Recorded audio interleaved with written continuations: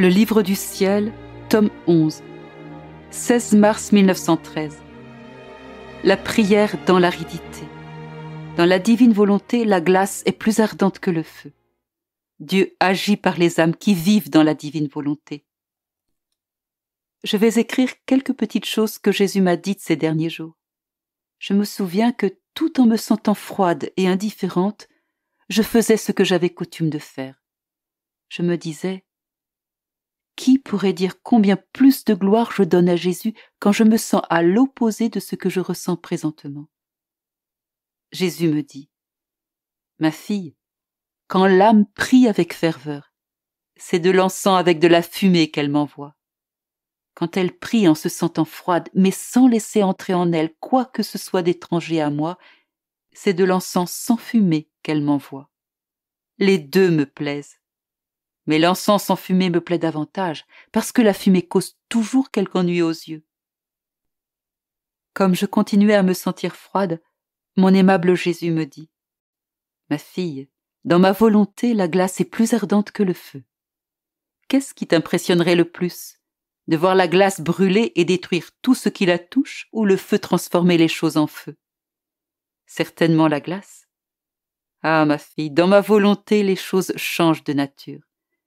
Ainsi, dans ma volonté, la glace a la vertu de détruire toute chose qui n'est pas digne de ma sainteté, rendant l'âme pure, claire et sainte selon mon goût et non selon son goût.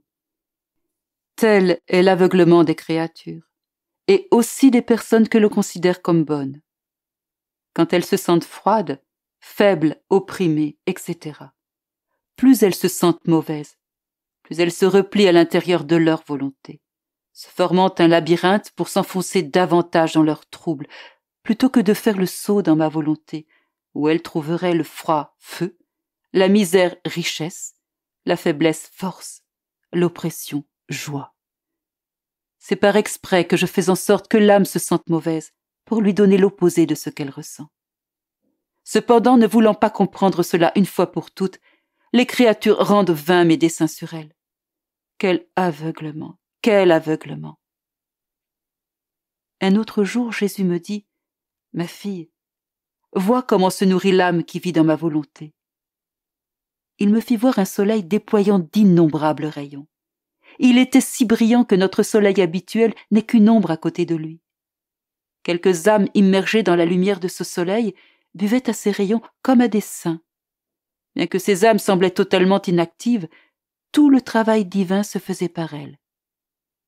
Mon toujours aimable Jésus ajouta: as-tu vu le bonheur des âmes qui vivent dans ma volonté, et comment mes travaux se font par elles?